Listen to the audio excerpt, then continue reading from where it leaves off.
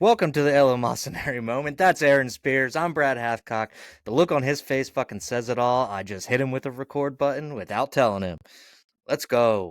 You Welcome caught me back. off guard. I wasn't ready. Welcome back. We've been Our gone for a little bit. apologies. We just have not been able to mesh up our schedules ever since the debate. A lot has occurred. I've got basically one thing I want to talk about with you right now, and that is the amazing news coming out of the Middle East about what Israel is accomplishing that like nobody said they could do. Where should we start? Should we start with I the mean, pager? right there, Mossad is single-handedly dominating the Middle East right now. They just they're taking out all the terrorists, dude. All of them. So they took out the head of Hamas in Tehran, and I think we might have talked about that. But we Yep, with didn't, an assassination. Yep. yeah, with a bomb, which only killed the guard. But then there was kind of quiet. And it was, I think, it was August 29th when I think that they found the six bodies of the hostages, including Hirsch Goldberg Poland. And that was when, like, you kind of saw the Israeli spirit break, and they felt kind of hopeless.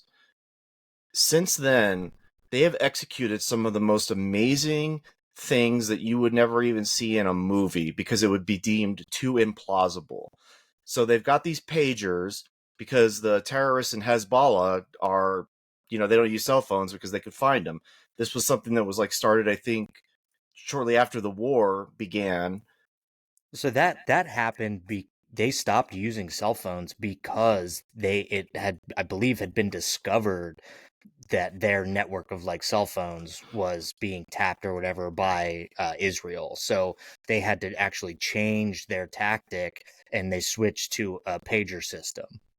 Right. And somehow and nobody knows why or how. And there isn't even a reason why they decided to do it when they did, other than there's a speculation that maybe they were getting found out or that there was a rumor that somebody knew about the pagers having explosives in them. Nonetheless, out of nowhere one day, almost 2,000 pagers blow up all at once in Lebanon, and it was amazing to watch because not only did it all happen at the same time, but it like damaged all the senior leadership, all of the command structure of Hezbollah.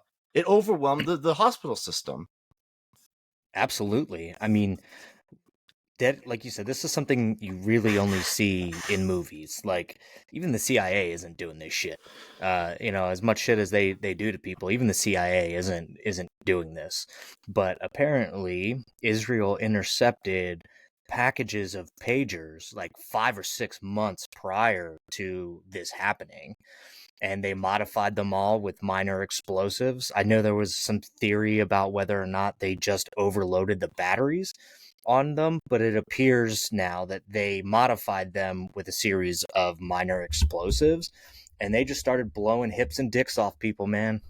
That's what it was. Like I think only like 8 people died, but there was some of the footage was amazing because I mean there were a lot of guys who had their basically had their junk blown off, and it was like I think the death toll actually climbed a little bit. I thought I saw that maybe it was like closer to 30, but it's really kind of hard to keep up with all the shit that they're doing right now. I mean, they have single-handedly wiped out so many terrorists with I mean, even the strikes that they're starting to put on Lebanon and Yemen, and like they're just wiping out terrorists left and right. So like now, even in Lebanon, because they blew apart with strikes, I think they ended up killing like 10 more high level officials in Hezbollah. And now there's like Christian factions and some Arab factions as well that hate Hezbollah, but they couldn't do anything about it because Hezbollah became like the de facto military of Lebanon. So they couldn't really like intervene there. But now they all seem, from what I've been reading, that they are kind of up in arms and ready to, like, I don't know, coup this shit basically. As long as they're, they might be working with Israel. I know Israel is so I read special forces from Israel are already on ground in Lebanon, but that as soon as like Wednesday, they could be sending tanks and armor into Lebanon. Actually, I just sent you an image on our group chat that they are in effect on the ground in Lebanon right now. There you go. There you So, have it. You have to get them. I mean, while their leadership is is down and out and like everyone's dead and all the chaos is ensuing on who the next chain of command is, that's the perfect time to do it. sure is. So let me throw out some more things in the timeline of events. So the day after that pager attack, there was also the walkie-talkie attack, and those were not small blow your dick off explosives. Those were like bombs. They were pretty good Yeah. sized. So they pulled that off, and then what happened to Hezbollah was that all of their leadership was they were like, okay, well we can't use any devices. Like we don't know what's going to blow up now. And so they were like, okay, well, let's just go meet in person. Let's just go meet in person. And then there were like 41 of these guys, and they all went to this fucking building, and then Israel blew it up and took out all of the guys who couldn't use their pagers to talk. Dude, they are playing the most amazing game of 4D chess that I think I've ever seen. Like, it, taking Gaza out of it, and obviously how much of a shit show that has really been for them on the national stage, nobody's really seeing this in the same light that they're seeing Gaza and the way that that happened. They're Like, they're trying to. just, Some people are, but it's not a good argument. yeah, they're just expeditiously getting rid of terrorists like left and right. Whereas in Palestine, they're killing, they are killing civilians there too. A lot of that, unless you're AOC, doesn't really seem to be happening in Lebanon. And I really would be interested to see what the difference is. Like, why are they taking this approach? Like, why do they have all this shit on Hezbollah but don't have it in against the Palestinians? Forget the Hamas in Rafah. yeah, Hamas. Yeah, Well, sorry, but they're also doing this shit to the Houthis. Like, they're attacking the Houthis too, yeah, I want like to get to in that. Yemen. Yeah, let's talk about that in a minute. But what I want to mention was that, I think part of the reason why they're able to go after Hezbollah now is because they have actually succeeded in routing out most of Hamas. The actual battle structure of that group is pretty much gone. So now it's just a counterinsurgency inside of of the Gaza Strip. And civilian casualties have dropped significantly too. Oh, Um, definitely, and yeah. that's why I thought the pager thing was funny because everybody came out and said AOC. It's like, oh, this is an act of terrorism, and it's like you complained for like 9 months that you were indiscriminately bombing civilians. This could not be more pinpoint strike. Like this is the Right. most Because you only have ever. that pager if you're part of the terrorist organization. Yeah, I mean, plain and simple. Like, don't get me wrong. There's probably some casualties there. They were small explosives, so let's I like think one I've killed a seen a 9-year-old picture girl. of one like that blew up on a guy's hip, and his leg was still attached. He just had like a small hole, but he's dead. It destroyed all his organs and stuff inside, but they were smaller explosions.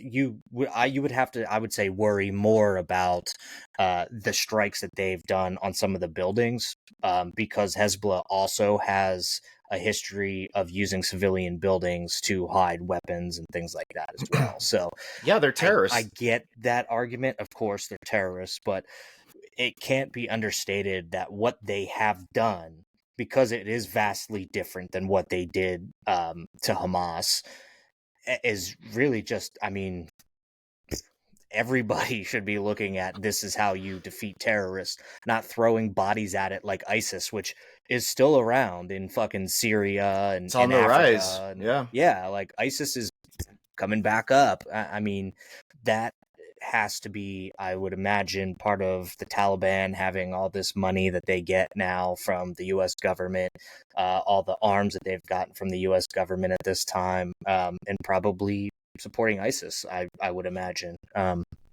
It's hard to So know. it is hard to know, but I mean, Israel's putting on a fucking clinic of how you deal with terrorists. And like I said, we go back to that. Like, they had this in their pocket for 5 or 6 months. The fucking patience that it takes to not just push that button and be like, yeah, they're all dead. I mean, I would have to imagine that they had some form of estimation of how long it would take for those beepers to get into the right hands. Which, again, kudos to them for the planning of that. But you did say something that there was a rumor that either they were about to be found out or that somebody knew about the explosives. If you're Hezbollah, how fucking stupid are you for, even if you hear a rumor that there's bombs in your pagers, that you don't just throw them out? Get rid of them. Like, how It fucking stupid do you have to be? They are Oh, not there's no way. right. There's no way that Israel took our beepers and put explosives in them. They won't do something like that. Which, by the I way, was will funny. say, There's a whole oh, generation of children who have no idea what we're talking about. oh Beepers, God, what the yeah. fuck was that? I one of the things I think is interesting about this is it is very much a terrorist tactic to do something like that. In my opinion, it just, the look of it, the style of attack of it is very terroristic in its nature. But that doesn't necessarily mean that it was wrong in this regard. Like, it was pointed, and it was pointed at specific terrorists. I mean, so it's not an act of terror, I guess, really, unless it's happening against civilians, right? So Okay, he, they did the thing. allow me to also mention that Hezbollah is on our list of terrorist suspects and have always been. People forget, but after Nasrallah got killed, it was worth remembering that Hezbollah were the ones who blew up the Lebanon barracks that killed 241 soldiers in 1983 or whatever. And Mm-hmm. we never retaliated against them. And Hezbollah also killed, I think, 99 people in South America at a synagogue. That was them as well. So Israel is not only doing this to protect their future in the region, they're also sort of avenging us. And we should probably be more grateful for that because we have decided as a country, leadership, not you and I, that we're not interested in winning. We're not interested in the V word, victory. We don't want Ukraine to win. We don't want Israel to win. And Israel basically just said, look, your president is like MIA. He's checked out. He's done. So, like, we're not, So he's fuck actually you. called for a ceasefire, and against Lebanon and Hezbollah, he's actually called for a ceasefire What and does that even wants mean? they It's want to done. bring stability back to the region. But I would say I don't know that Israel is looking at this as a retribution for past grievances for the Perhaps not, U.S., right? but we Like, ought I don't, to. I personally don't think that. What I feel is, we've talked at length about Netanyahu and his danger within, from a political perspective within Israel. But he's still receiving funding for arms and stuff like that from the U.S., regardless of all of the red lines that Biden has put in. He's shit on every single red line, and we're still giving him funding. He knows that's going to continue. He knows it. He knows it's going to continue under Trump, and probably under Kamala Harris if she wins. Who knows? But Jared Kushner is big into Israeli politics and stuff like that. He actually So, posted a really good thread the other day mhm. explaining why this was so such a big deal. right, so that's not going away. And let's also remember that Hezbollah has been bombing northern Israel for months. October 8th, they And started, right, like, so almost a year. and Israel They've did just not respond. right, they've been indiscriminately bombing, and Israel has been pretty calm in that regard. But I think that it's because they had this in motion. Like, they came up with the intel because apparently, I was also reading the U.S. is not sharing any intel about Hezbollah with Israel, which I find interesting, but I think it's apparently going they don't both fucking need ways. it. No, I don't think they're Apparently they don't need it. Brad. I don't think they're sharing it with us either because we're giving it away, right? Like we had no idea any of this was going to happen, and it just did, and it's good, whatever. But then today, It's CNN, probably better that way. They likely would have been talked out of it, in my opinion, had yes, we had that intel. So I think from their perspective, it 100% works out better to not share their intel with the United States. I mean, like I said, Biden's calling for a ceasefire. The UN, I believe, just said they want to see a ceasefire with Lebanon, and it's like it just started. I mean, like you're not calling for Lebanon to stop bombing Israel, when they've been doing it for the last fucking 20 years. Like, the night of October 7th, people were calling for a ceasefire. That's just what people do reflexively.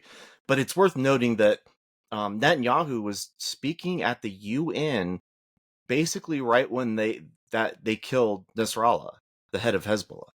I mean, it's really interesting. Like he was basically up there on the podium, knowing that all of this was going to happen.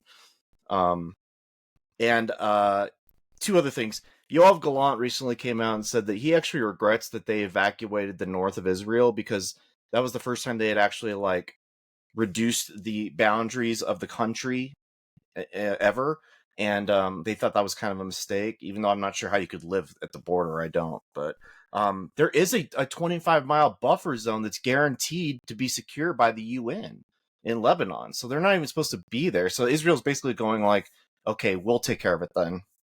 And I don't know. We'll find out in the yeah, coming days what happens. Right now, I, actually, I'm very interested to see how a lot of this like plays out because it's not done. I mean, I wonder what the invasion kind of looks like. I'm willing to bet that they will get some help from these Christian and Arab factions that are anti-Hezbollah. Um, and there's been a lot of people over there. I saw a tweet from a guy who's like, "I'm an Arab who grew up hating Israel," and he's like, "But I see what they're doing in the Middle East right now," and he's like, I have to give them credit where credit is due. Like they're trying to root out these terrorist organizations in the Middle East that ultimately make up the governments of most of these Middle Eastern countries. So it's interesting to see. It'll definitely be interesting to see what Iran does because all of your proxies are starting to get shattered. So what maybe are you nothing. gonna do? The wise thing would be nothing. So I'll talk about Syria, and you talk about Yemen then, because I don't know much about Yemen right now. In Syria, there have been over the past couple months, ISIS has started to kind of come back to into the fold, and the Syrian government has been using them against their own citizens. Right? They had a civil war. They wiped out so many people, and it's all starting back up again. Well, Bashar al-Assad's brother, who's a leader, blah blah blah, whatever, recently got killed in one of these airstrikes, and an IRGC Iranian Revolutionary Guard Corps commander was killed in one of the airstrikes. I think he was with Nasrallah. Like, why is he with Nasrallah in Lebanon? These guys are everywhere. So it's not a Lebanese, or it's not on Lebanon's borders and territory. It's kind of all over the region. And Israel's kind of doing like the whole Godfather thing, which is like, we're just going to settle family business now. Um, it's wild. Now, what's going on in Yemen, though? It is pretty wild to see. Well, apparently, Israel has performed some strikes. I believe they sent a couple of jets and stuff like that to drop some bombs in Yemen on the Houthis, which famously the United States had been backing the Saudis against the Houthis for quite a while. There's been like mass famine and stuff like that in Yemen, but that's probably likely due to the Houthis, taking whatever aid gets in and selling it to people. That's exactly actually what Hezbollah did with a lot of the or not Hezbollah, sorry, Hamas did with a lot of the aid that went into Gaza. They took it and were selling it to citizens so that basically they could continue to fund their terrorism. I guess getting all that Iranian money wasn't enough, but Hmm. yeah, Israel's fighting wars on what, three fronts, and I Some would argue don't. seven, but I am not. I'm not a geography expert when it comes to the Middle East, but I don't know that Yemen shares a border with Israel. I uh, yeah, actually, um, I think Yemen is further away than Iran is, if I'm not mistaken. I'm no geography expert either. Especially the Middle East. Well, the countries are so small and Yeah, there's a weirdly laid lot of out. real small countries there.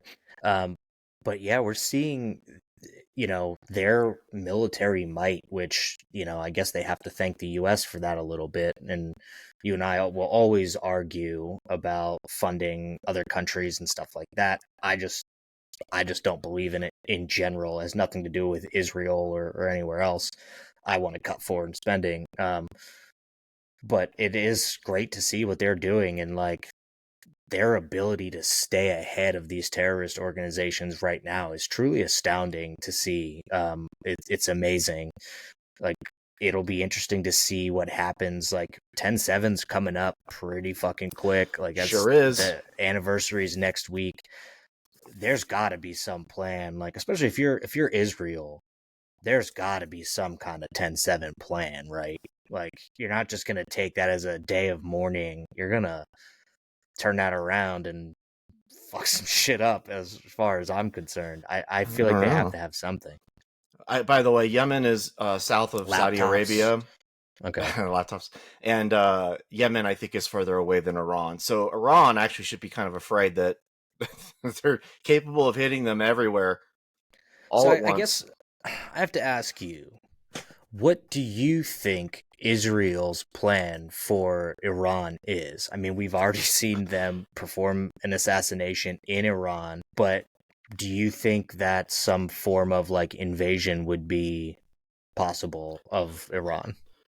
No, no, they don't. They're not capable of doing that. Unfortunately, I wouldn't advise them to do that anyway. Their plan, let's see, eliminate all of the proxies, um, and The best you can, because let Iranian terrorist leadership. organizations never completely dissolve, ever.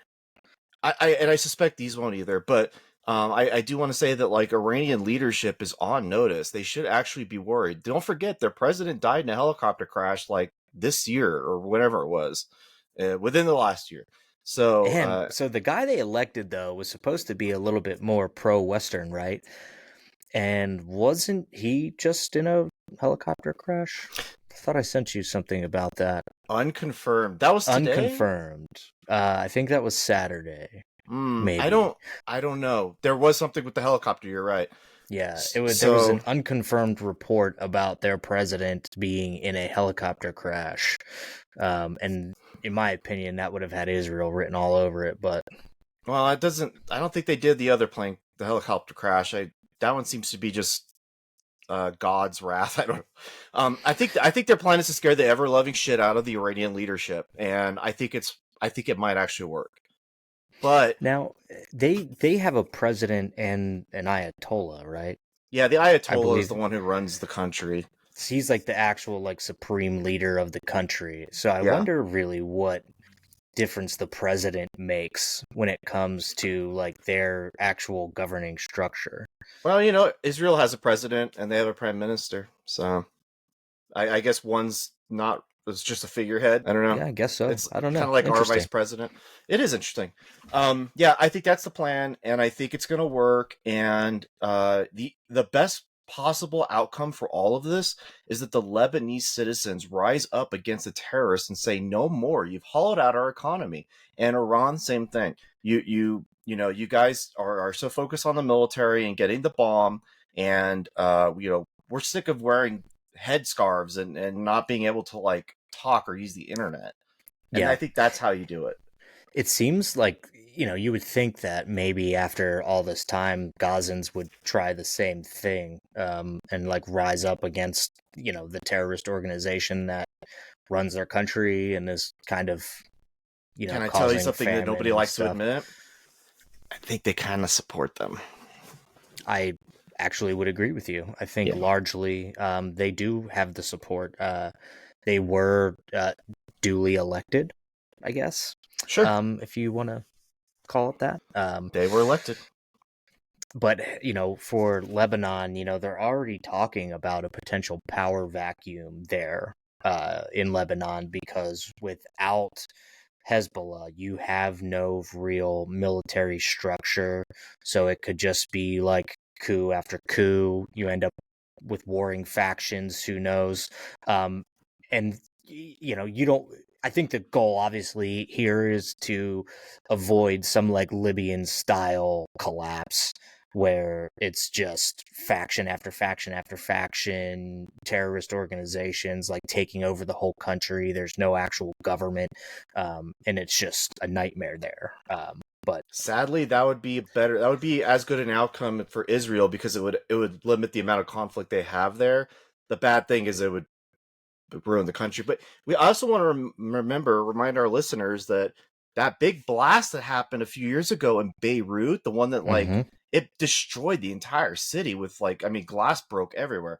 That was from an ammonium nitrate storage facility that was probably belonged to Hezbollah. Like Likely, yeah. they're not fans of Hezbollah.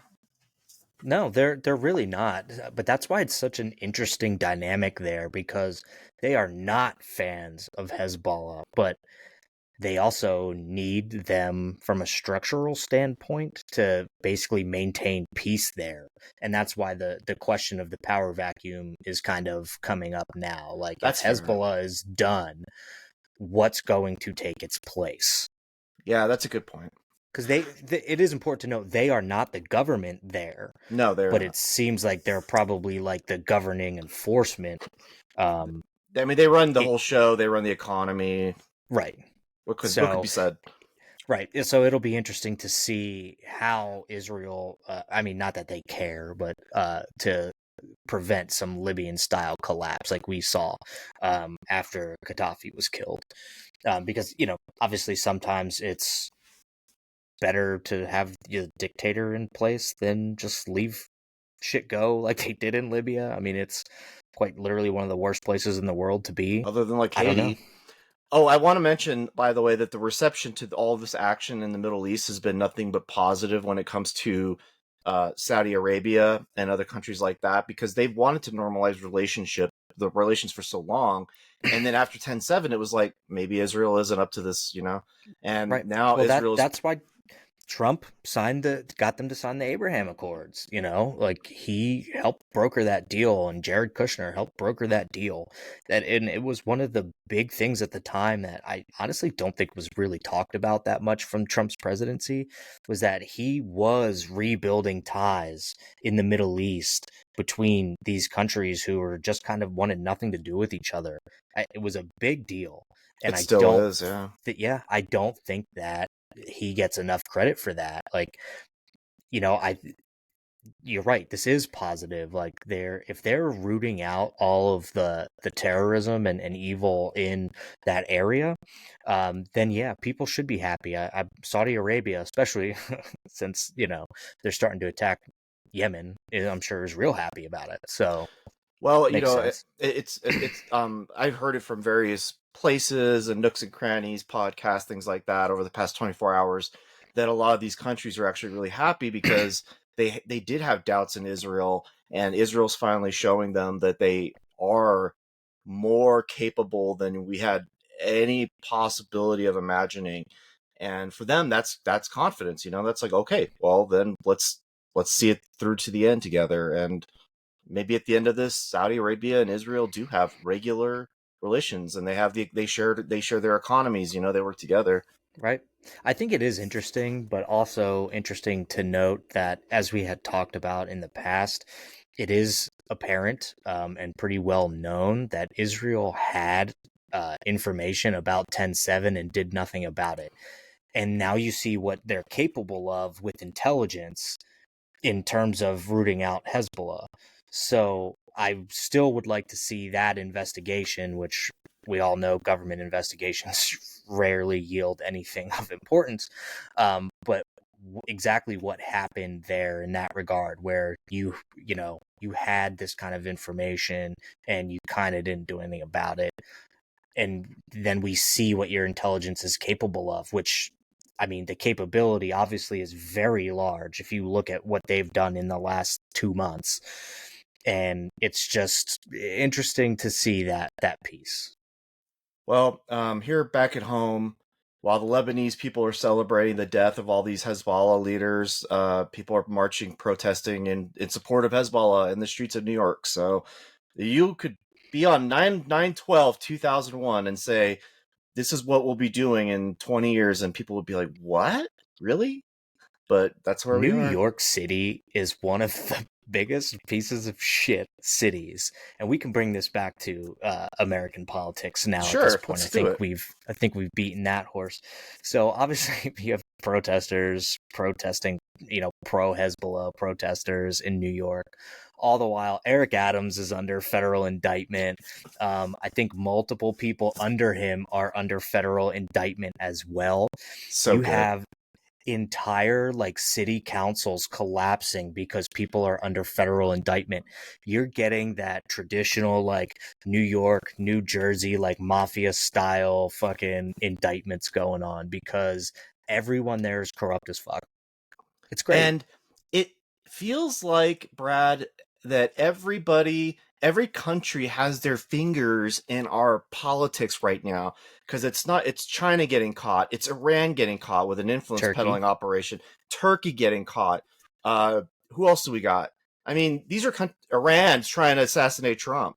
I mean, that's Yep. a story that doesn't get covered. Matt Gaetz said there was 5 kill teams out for Donald Trump. 5 kill teams that are out looking to find a way to get him. There was a guy when we were out not podcasting. There was a guy who tried to kill Trump on a golf course, right? So Yep. like Yeah. I mean, shit. Yeah, we didn't even get to that. The second assassination attempt of Donald Trump. that And one the had a funny better thing is, shot. No, poor choice of oh, words, he never got a shot off. But but yeah, he had a line you of sight know, that was really good. that yeah, it was way better. And he just pled not guilty, by the way, to that. But they're trying to hit him on some like federal charges. It is important to note that he is like a fucking Ukraine grifter, and that even like Ukrainians hated him. He went over there and he's like, oh, I'm gonna die for Ukraine and like all this other stuff, and he was kind of nutty, it seems. And then I don't know if you saw this, his son was just arrested for Yeah. having kitty porn. So great family, but yeah, obviously like he took or wanted to take shots at Trump, and that didn't happen. Um, but we just had a huge hurricane roll through a bunch of states. Georgia, North Carolina, Tennessee are all seeing basically crumbling infrastructure and all this shit. And where's Donald Trump? Down In in Georgia. Georgia, talking to people. He brought truckloads of stuff to give out to people, which I know you remember the famous picture of him just like shooting the J Yeah. with fucking paper towels to people and stuff. And yeah, that imagery looks stupid, but he's down there helping people and doing shit, right? Which Georgia's a big swing state. Where's Kamala Harris? Not fucking in any of those states doing anything. No, she had this picture of her on Air Force 2, and I Oh guess she was yeah. doing a flyover of the disaster area, and she had a little dongle coming from her ear. Not connected to anything as far as I could tell, but I mean, I'll give her the benefit of a doubt. But you remember when George Bush, 3 days after Katrina flew over, and it was considered a huge, uh, it was a big problem for him. She's doing the same exact thing, right? Like Right. it's the Because media he scum. wasn't there. Like that was the big thing, is that he wasn't there. He just did a flyover. George Bush Donald hates Trump is black people. fucking there. Yeah. So where's let's see the criticism of Kamala Harris. There isn't any. Not today, but None maybe whatsoever. tomorrow night, because her vice presidential candidate, who's fucking a Chinese sympathizer, will debate the other idiot, and we'll see if he calls him out. Because right now, Trump's best asset would probably be JD Vance on that stage, pointing out the fact that Kamala is not anywhere. He needs to have a really good debate. He does. He needs it. He has it in him. He's just a prick. So it's like it's a He's fine getting line. smoked by the media on everything. He actually just got kicked out of a sandwich shop here in Pittsburgh, that one that Kamala Harris went to, and he got kicked out of it for whatever reason. They probably didn't want to serve him or whatever. The city of Pittsburgh itself is very liberal, where the surrounding areas are not really. It's actually pretty firmly red around here. Like I saw some asshole on Twitter be like, "I'm from Pennsylvania and I see Harris stuff everywhere and not Trump stuff." And I was like, yeah, I'm also from Pennsylvania, originally from Eastern Pennsylvania, live in Western Pennsylvania, and I travel the state frequently, which is true. And Trump to Harris, it's like 5-1. I was gonna say I live in California, deep blue California, and where I live, anecdotally, it's Trump everywhere. They have a rally every Right. single weekend for him. I think it's important to understand that Pennsylvania is a very largely red state. We have a very Republican legislature, but a Democrat governor, and who was up in the running for Kamala's VP pick. And he's done a lot of good things here in Pennsylvania, and he has worked with the Republican legislature to get good things done here. But why Pennsylvania is always up for like swing state in the election is we have two major cities here on either end of the state that are very liberal. So it makes it tough. Like if you looked at California, the only reason California is blue is because of all the very large cities you have. You have San Diego, San Francisco, LA. I mean, That's the three. right. That's And it. I'm sure there's even big. I'm sure there's ones that aren't as big, but are still pretty big. Like Pittsburgh only has like 300,000 people in it or some shit. Like it's not that big of a city, but it is one of the biggest cities in the state. So you have that part. But yeah, I think it's interesting that Donald Trump is down there doing the damn thing again. Because the last one was in Texas, I think, was when he was like shooting the J or whatever with the paper towels. Puerto I think it Rico? was that. I don't Was know. it? Yeah, no, it could have. Yeah, no, I can't you're remember right. I anything. think it could have been when Puerto Rico got hit with that huge hurricane, which they weren't ready for because all the money the U.S. government gave them got embezzled. Oh, right. Yeah, moving on. But so he's out there doing the damn thing. JD Vance needs to have a good debate. I was going to ask you if we were going to push this off to tomorrow and watch the debate, but I don't know that it'll hold much value. I don't think it'll hold much value. I might check in and watch some of it, but just to talk about it on here with you. Also, I wanted to point out the hypocrisy that our evil, horrible, awful media engages in all the time, because I remember when that ice storm hit Texas and Ted Cruz was in Cancun, and it was this huge controversy. Even though he's a senator, he has like no power over how the state responds to weather. And now that we have this flooding happening all in all these states you mentioned, I don't know where Joe Biden is. You So tell me. Joe Biden was he did a press conference, and they asked him where where have you been in regards to all this disaster relief.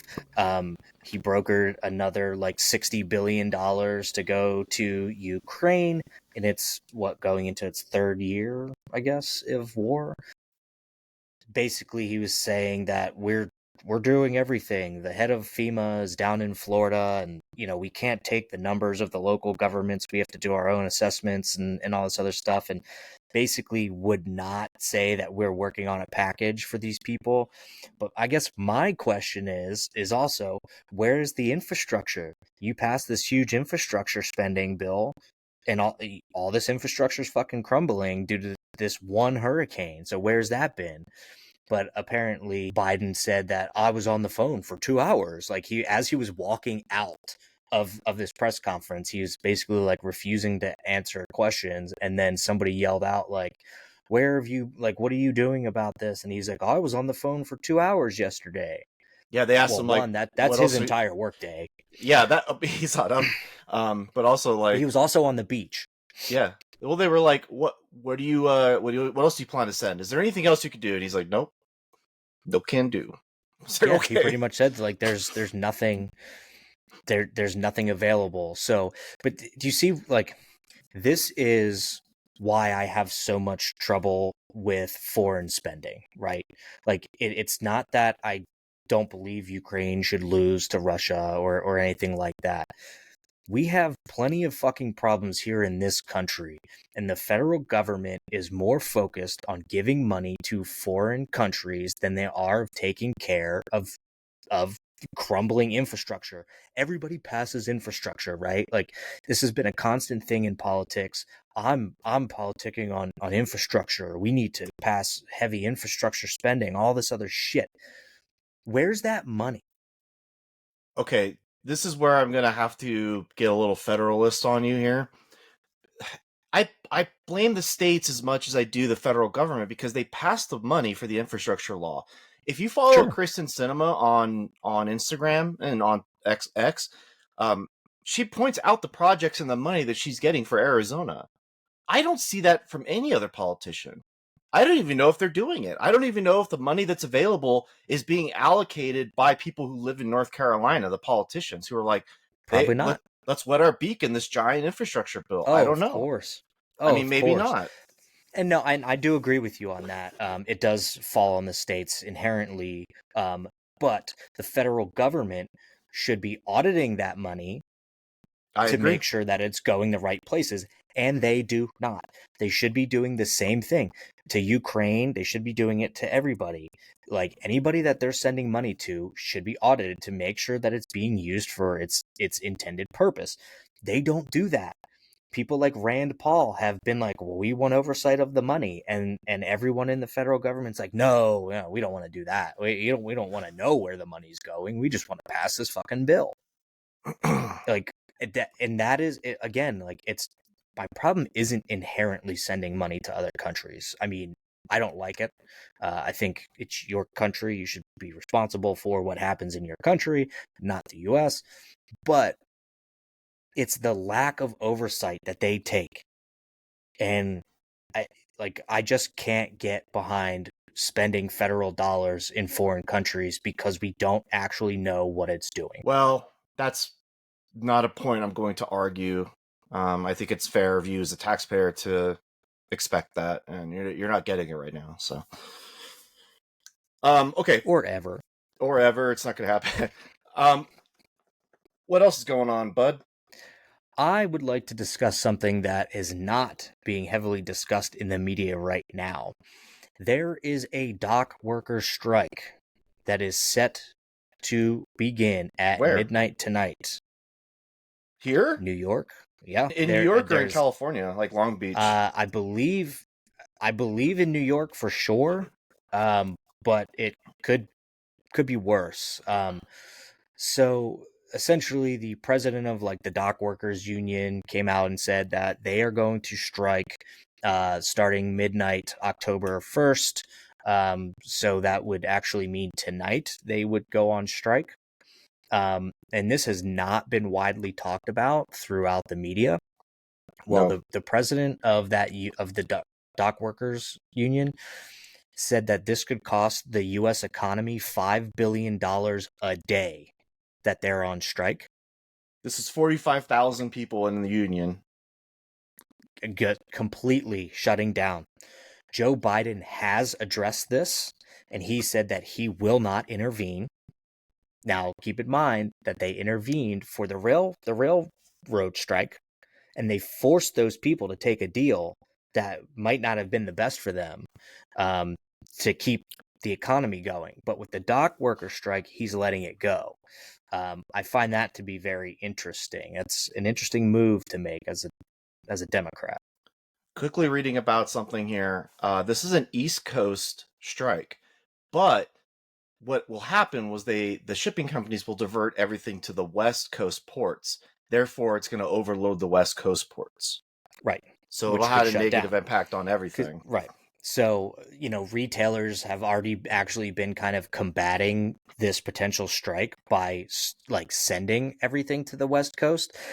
Can you remind me what happened at the docks in the West Coast back in 2020? Didn't There was didn't a little supply chain issue. Yeah. What happened there? Oh, like the dock shut down and ships were sitting out there for like a month at a time waiting to dock somewhere? It Something was like really that? bad. It made everything go up. It was It was awful for, like, you couldn't buy a laptop. It wasn't just COVID related, although people thought it was. You couldn't buy hard drives because everything that was coming through was getting stuck, and it was getting stuck in China as well. Like, you have to remember, and you're going, what was happening? Like, facetiously, and like, I'm not telling you this. If you have a ship and it can't get into this port, it can't really leave this one either. And so it's like everything just kind of got stuck. Right. And I think we could see that again. And, and if this What a keeps going, Christmas. like if this goes on, right. I think one of the things, it was on Fox News, the girl was like, oh, what about like Christmas? And like, because we're all going to be starting to buy these, like our Christmas gifts and stuff. And basically the guy was like, well, we're going to see increases in prices probably. So we're going to have inflation shoot back up on all these things, especially if what happens in California or happened in California happens again. And the president of the union said in week 1, it'll make the headlines. In week 2, basically car manufacturers and car dealerships and stuff like that will start to lay people off. And then in week 3, malls and other retail businesses will start to close because they don't have the products that they need. Why are we going to have inflation? Well, if your company has to divert its products 3,000 miles to the other side of the country and then ship them via trucks and other things, that's going to make the cost go up because now you're double shipping shit. But And Brad, it's going to be a problem. Albertsons is price gouging me on eggs, I'm told, by Kamala Harris. I know. Their 1% margin on your eggs is just killing everybody. I mean, really, they're just gouging the shit out of you with their 1% profit margins. They tried to share like some kind of fucking graphic about those, like the profit margins I to hate prove their that. point, and it was like it took out basically all of their like costs and like spending and all this other stuff to Yeah. like make this shit happen. And like you're cherry picking data to try and like prove your point, and your point is wrong. Like if you want to take up issue with some of the food manufacturers like Tyson or whatever there's only like 4 meat packaging companies in the country. Everyone will say, well, they're conglomerates and they're price gouging you and all this other stuff. No, the federal government isn't doing its job to break up monopolies like it should, right? So it's actually a federal government problem when you're allowing 4 corporations to run all of your food. So how about you Well, take issue with the federal government in that regard? I have a big issue with the federal government getting involved in things like monopolies because they've proven thus far over the past 4 years or so to be really poor at doing it and making the case. They block mergers and acquisitions all the time, and it doesn't work. They lose their cases. Now we want Lena Khan, who I can't stand. You probably know this. I hate her.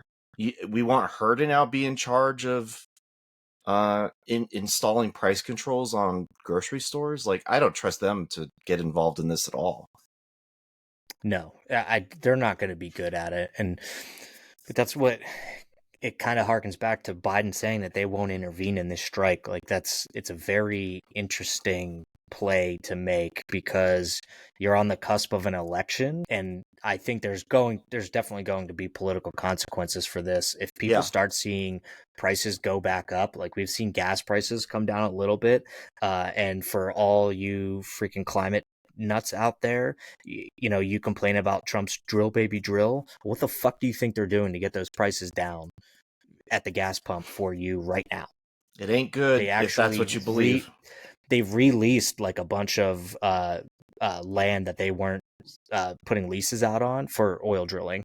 So Well, you want to know something else? Fracking is actually really good and cool and does great things, and we probably should just accept the fact that it's not so bad.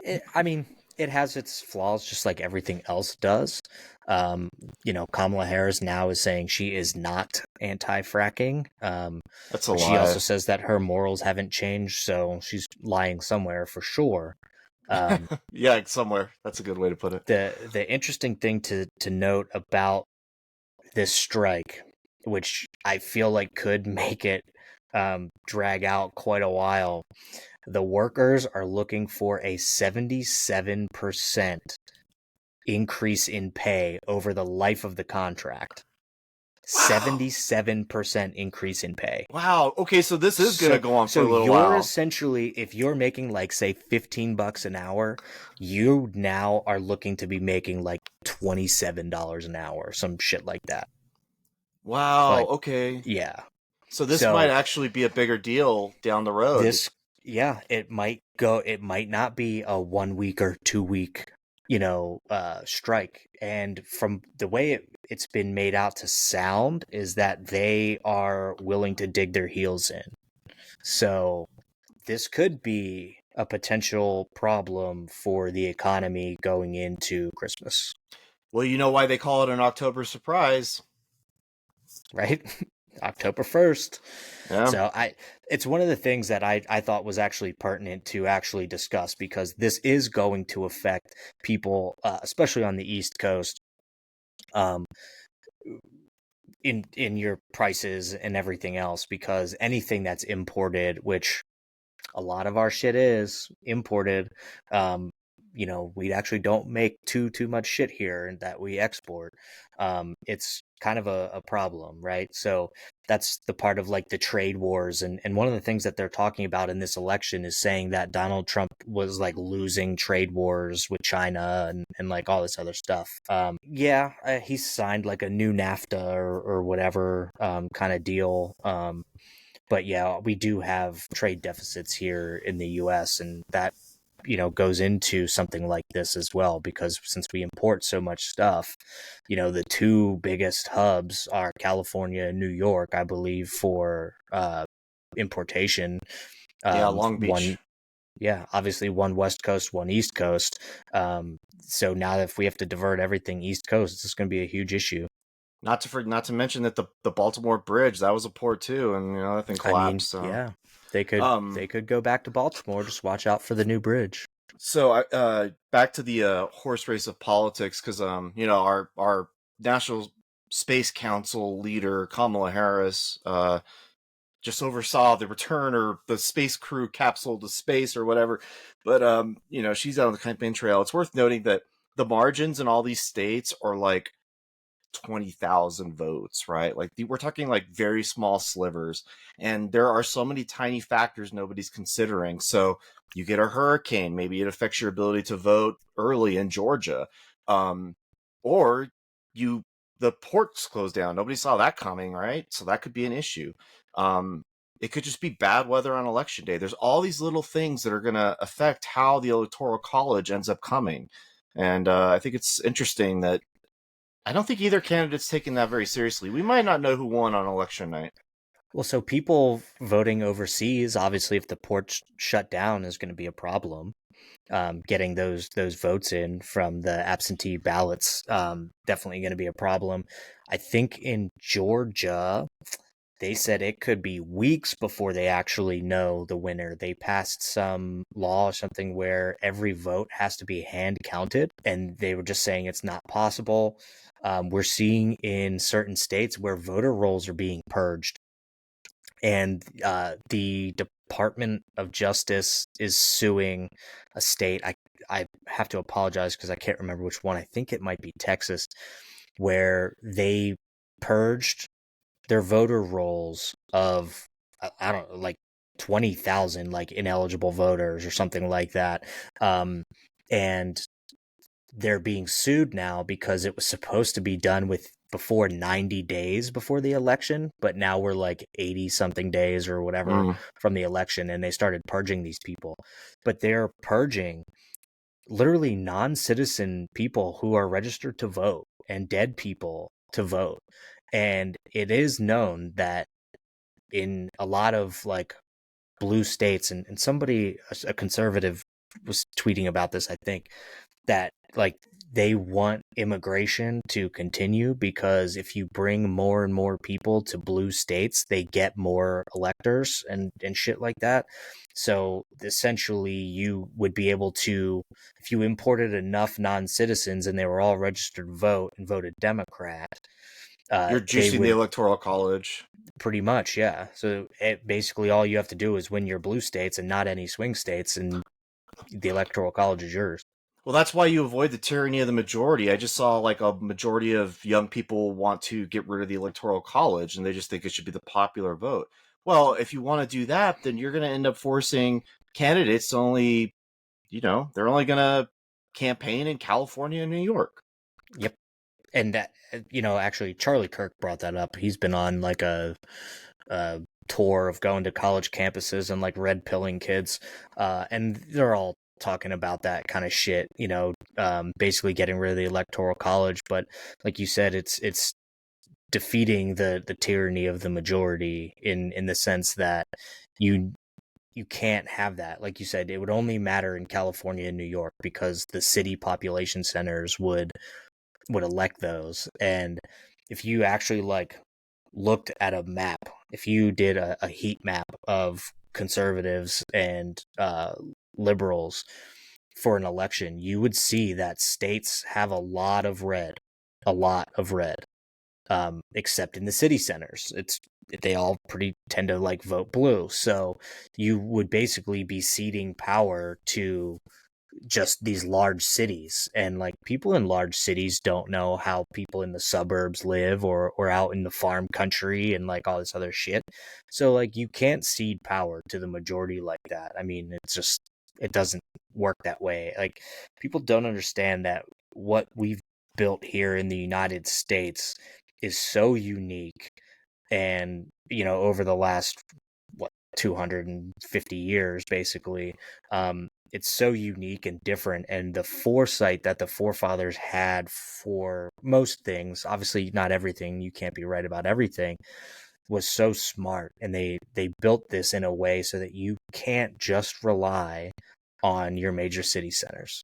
Yeah, and I think it's also important that you don't want California to drive the policy of the whole country. And again, I think that would happen. We already do have outsized influence. I wouldn't imagine it'd be any better for Wyoming or Montana. Mm-mm. People point to California for its economy and the fact that like the Californian economy is like what the fifth largest economy in the world or something like that. It's larger than most other countries' economies, and it's just one state. But it's set up to be, I mean, it's a huge state. It takes up so much of the western seaboard of the United States. I mean, it just makes sense that the economy there is huge. But what you don't have to like is a lot of the laws that they pass. Um, they have huge issues with homelessness and all this other shit, and they just pass like I don't know some gross fucking laws. Like I think I just sent you something about Gavin Newsom. He signed a bill barring local governments in the state from establishing voter ID laws. So like even on a local level, you can't mandate voter ID. And everyone who's against voter ID will say, well, you know, black people can't go to the DMV, like there's not enough DMVs or something along those lines. And it's like, okay, well, why don't you make it easier to get an ID? And most people have IDs, like the overwhelming majority do.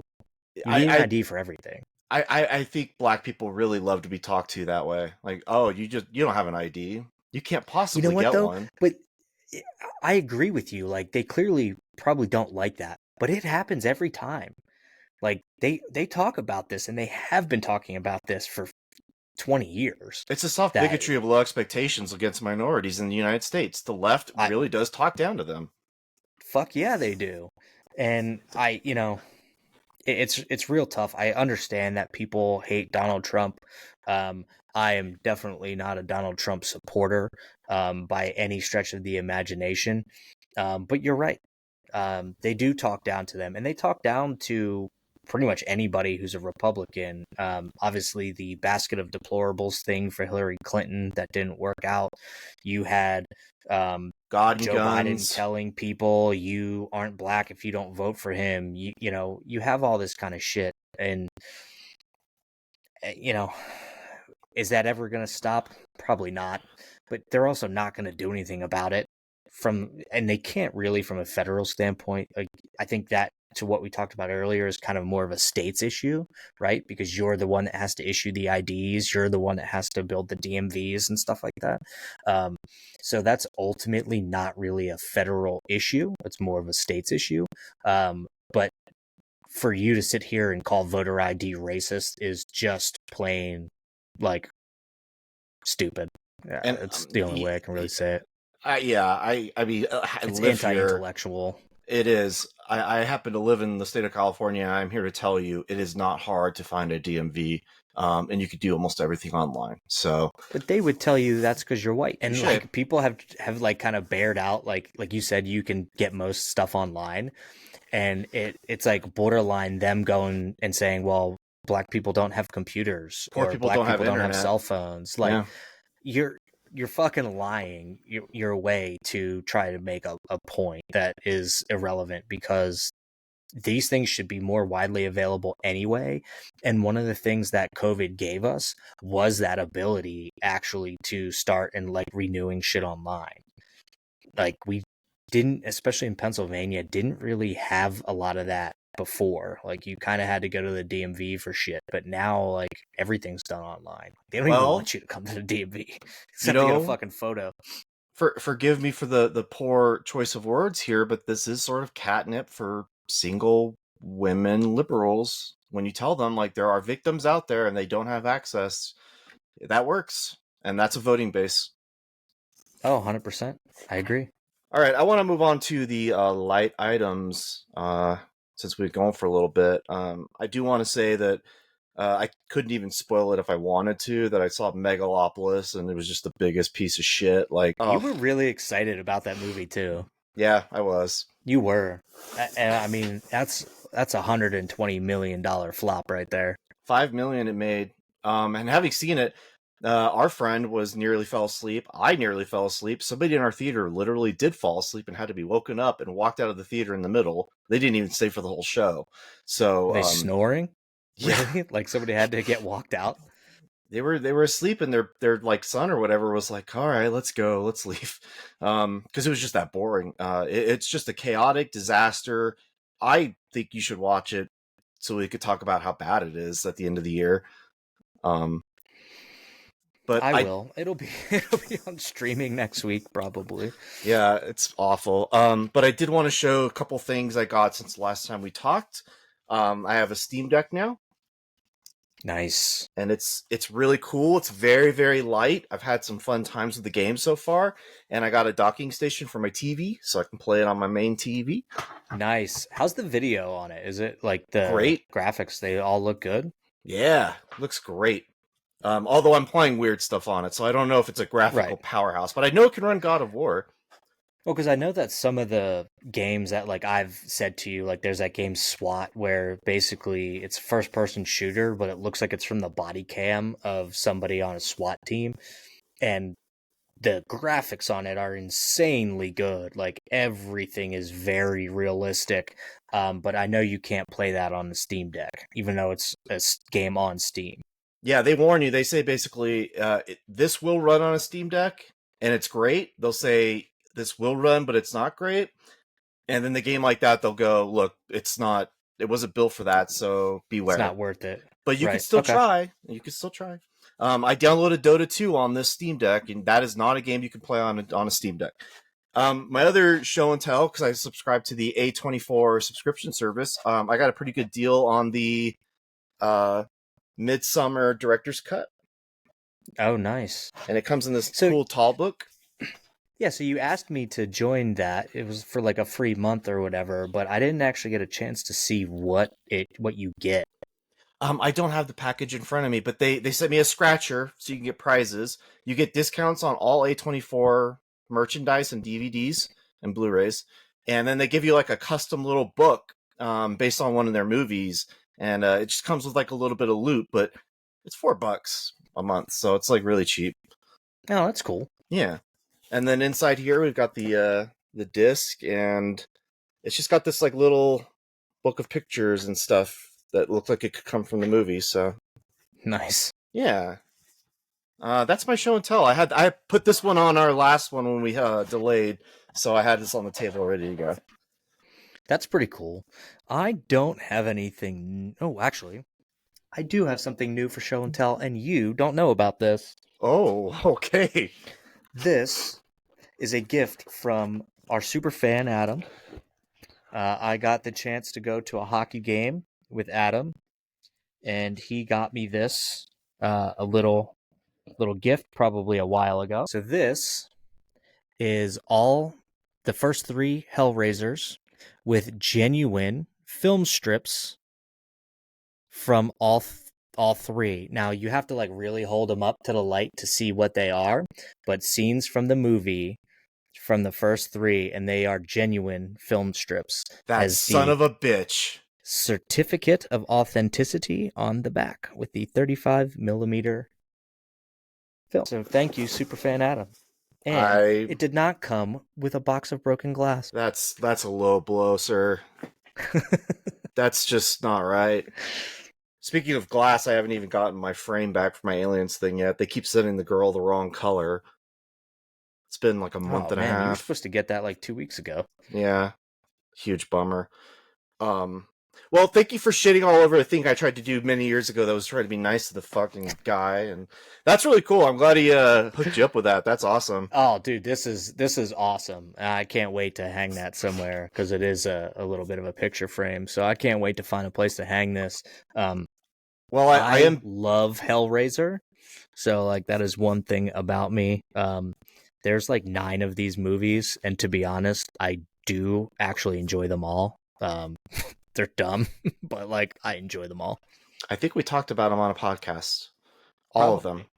Probably. Oh, and I do want to mention that I am building a package for you, and it will have some things you like in it. So there's that as well. Yeah, I'm actually working on one for you as well, but it's just not enough to send out yet. No, it's not enough, but also I'm not. I didn't get you that fucking pinhead thing. Jesus. Yeah, you know what? He bought that a while ago, I think. So Yeah, well, before the incident, maybe. probably, yeah. He Mm. probably would have brought it out here before the incident, but The incident. Okay. Well, with that, I'm gonna prepare to go watch my Dolphins lose to the Tennessee Titans tonight. Although, who knows? My quarterback just likes to get concussions and ran into a brick wall 2 weeks ago. Actually, he ran into Damar Hamlin, who had the cardiac arrest on the field 2 years ago. So it was super ironic. Love that for my team. Um, when's our fantasy hockey draft? uh we're trying to figure that out. They still need one more person to join, so they're Pete, trying to hammer that out. get Pete. I could probably, yeah, I'll talk to Pete. I'll send him a text after this and see if I can get him to join. He'd Just throwing probably it do out it. there. Yeah, I don't think it's like too expensive. I have a fantasy hockey draft tomorrow for my cap league. So luckily, I don't have a hockey game this week because I usually have hockey games on Tuesdays, and I do not. So I don't have to try and draft from the bench. I can Hmm. actually use my laptop, and hoping it goes well. I am undefeated in as the reigning champion of last year's fantasy football league. I am undefeated, and going into this weekend, it looks like it's still going to stay that way. So I'm quite happy. Um, Good for you, buddy. yeah, it's been tough. A lot of injuries. A lot of not a bad stuff. Yeah, you know what? It's actually happening quite a bit in hockey right now too. Like a lot of people are getting hurt in the preseason.